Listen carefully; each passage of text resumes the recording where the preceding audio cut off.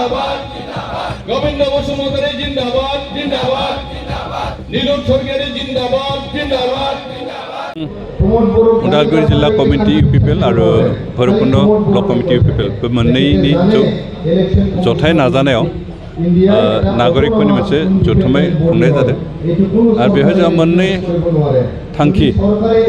मोनसे जाबाय रायजो राजाफोरनो आसलते मोनथामानो मोननैल' नङा मोनसे जाबाय रायजो राजाफोरनो इउपिपिएल थांनाय 2.5 बोसोराव मा मा खामानि मावदों बेखौ मिथिहोनाय गुबुन मोनसे जाबाय फैगौ पार्लियामेन्ट इलेक्शन जागोन बेखौबो बेखौ लानानै रायजोफोरखौ एसे सांग्रां खालामनाय आरो थामथि जिथु थांखि बेनो जाबाय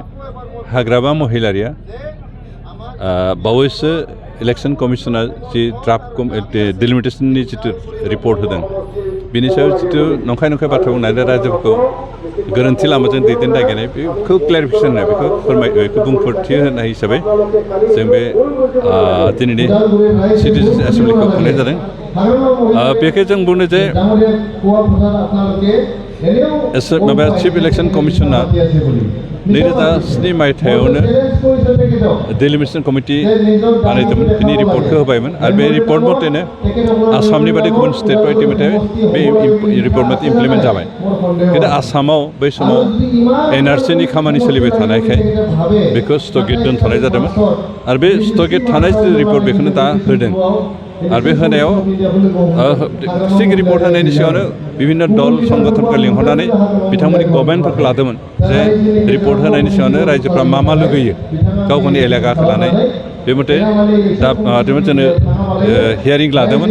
आरो जोंनि इउपिपिएलनिफ्रायबो बा बिपिएफ अन्यान्य राजनितिक दलाबो बे हियारिं समाव गाव गावनि दाबिखौ जनायहैदोंमोन आरो बेखौ जोंनि इउपिपिएलनि दाबियानो बेनोमोन जे बिटिआर ओनसोलखौ लानानै मोननै पार्लियामेन्टारि सिट जानांगौ समस्ति जानांगौ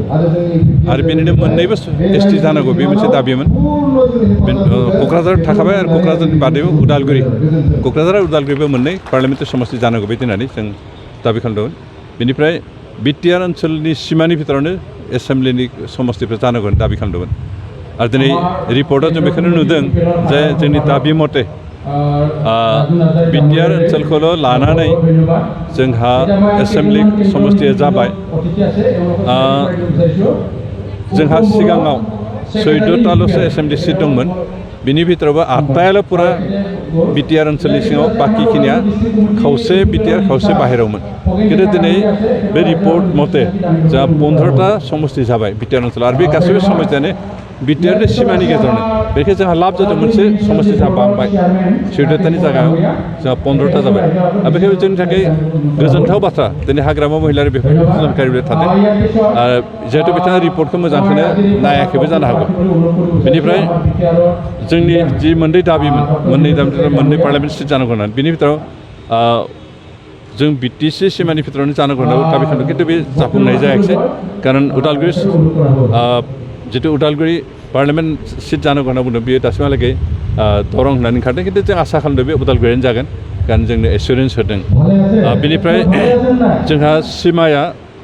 जितु पार्लियामेन्ट सिट मोननै बेयो बिटिआर ओनसोलखौ लानो जानांगौ खिन्थु क'क्राझारावबो एसे सिगांनि मथेनो जाबाय बिटिआर ओनसोल एसे बाहेरनि हाबदों खिन्थु उदालगुरि जितु समस्ति जागोन बेयो बिटिआरनि 6ता एसेम्ब्लि समस्ति आरो बिटिआरनि बाहेरनि मोनबा समस्ति गासै 11ता समस्ति लानाय जागोन खिन्थु नामा जोंना उदालगुरियानो जागोन बेनिखायनो बेयावबो जों साक्सेस जादों मोननैखौबो एसटि जानांगौ होनना जों दाबि खालामदों खिन्थु मोननै जायाखिसै मोनसे क'क्राझारावल' एसटि जाबाय आरो जियानो जाथों जों बे रिपर्टनिफ्राय जोंहा जथेस्थ' लाब जादों आरो बेनिखायनो जों गोजोननाय मोन्दों खिन्थु हाग्रामा महिलारि बेखौ लानानै जिबायदि खेंख्रा बाथ्रा बुंनाय रायजोफोरखौ फुस्लायनो नाजादों बेखौ जों सोंखारिदों आरो बिथांखौनो जों साक्सेस जानाय नङा कारण दिनै इउपिपिएलआ थांनाय 2 खावसे बोसोर सरकार सालायनाय जिखिनि खामानि मावदों जिखिनि डेभेलपमेन्ट रायजोफ्रा मोन्दों हाग्रामा महिलारि बेखौ नायनानै एसे खर' गरम जादों कारण बिथाङा 17 बोसोर बेबायदि खामानि मावनो हायाखैमोन बेनिखायनो बोरैहाय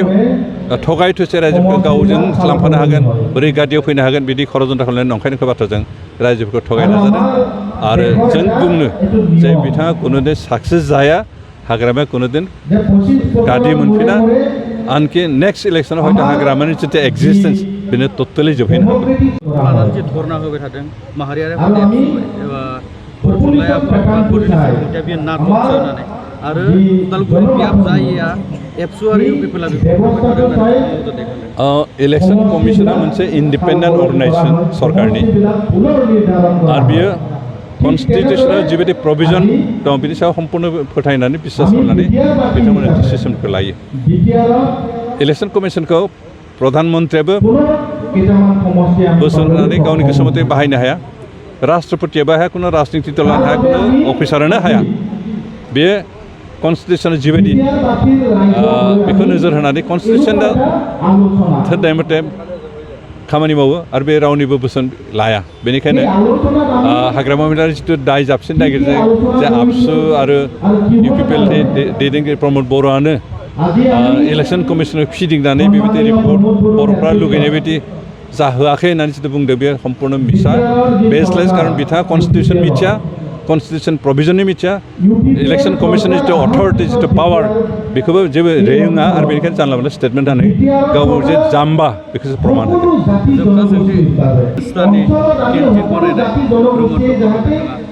बेयावसो प्रमद बर'आबो 7 स्टारनि केन्टिनाव जायो बे जानाय लोंनायखौ सिन्था खालामनानै जाहाथे खामानि मावनो हाया जों अफिसाव थांनानै मोन्दों बेयाव 7 स्टारनि खुनु किटचेन गैया बिथांनि जिथु प्रसार बे अपप्रसारसो मानसिया थांना थानो जानांगोन खिन्थु जानायखौ लानानै सावरायनांगौ बाथ्रा गैया दा जानाय लोंनायनि बाथ्रा सावरायनांगौबा जों हाग्रामा महिलारि 1000 टाइम्स माबाफोरखौ जों बुंनो हागौ खिन्थु जों बेफोरखौ बुंनो गैया खारन हाग्रामानि लेभेलाव जों सिन्था खालामनाय खोथाफोर बुंनो गोसो जाया सार बे समावहाय बिपि बा इउपिपिएलखौ गुबुननि अनगायै दिनै गासैबो बर'फोरनि खहा जानो थांगासिनो दङ दिनै जोंनि बर'फ्रा माबायदि इउनिटि जानांगौ इउपिपिएलखौ सुइसाइडलाय जोंनि साननाय हनाय माबायदि जानांगौ सार माबायदि सानो राजनितियाव कुनुदिन बर'आनो जा जियानो जा जाथियानो राजनितियाव गोरोबलायनो थाखाय बे फाराग थाखागोन दा बेवहाय जाया रियेलिटि थागोन बेजोंनो रायजोफोर थागोन पलिटिकेलि आरो कुनु जनगोष्ठीयानो इउनाइटेड जाया विभिन्न पलिटिकेल पार्टी थागोन पलिटिकेल पार्टी नीति आरो तरखौ बेखौ फोथायग्रा गोबां मानसि थागोन बेनिखायनो जाया जातिनि थाखाय रायजो राजानि थाखाय ओनसोलनि जौगानो थाखाय खामानि मावगोन बेजोंनो रायजोफोरा थागोन खिन्थु कुनुदिन खौसे जाया बे रियेलिटि बेखौ जाय बुजिया बेयो जानला मोनला बे रियेलिटिखौ बुजियालासेनो खौसे जानांगौ कुनु मिनिं गैया थेंक इउ गोजोनथाव खौरां आइ आफा BM इन्स्टिट्युट अफ पेरामेडिक्सआ सोलोंसाफोरनि थाखाय लानानै फैदों देहा सोलोंथाइनि मोनसे मोजां खाबु 2023-2024 सोलोंथाइ बोसोरनि थाखाय आइ आफा BM इन्स्टिट्युट अफ पेरामेडिक्सआव सोलोंसाफोरनि मुं थिसननाया सोलिगासिनो क'क्राझार सोहोरनि JD रोड गोजोनपुरी गांजेमा बाजारनि उल्था फारसे साखाथियाव थानाय आइ आफा BM इन्स्टिट्युट अफ पेरामेडिक्स सोलोंथाइ फसंथानाव सोलोंथाइ लानायनि गेजेरजों सोलोंसाफोरा साख्रि मोननायनि खाबुखौ खालामनानै लानो हागोन भारत सेवक समाजजों गनायथि जानाय बे फसंथानाव 2 बोसोर समनि थाखाय medical laboratory technology BSS diploma assistant nursing first aid patient care dialysis technician OT technician physiotherapy डिप्लोमाजों लोगोसे 3 बोसोर समनि थाखाय ICU टेक्निशियन रेडियोलॉजी टेक्निशियन डिप्लोमाखौ लानो हागोन बेफोर डिप्लोमाखौ आबुङै सोलोंथाइ लानायनि गेजेरजों सोलोंसाफोरा गोरलै राहाजों साख्रि लानायनि खाबु मोनगोन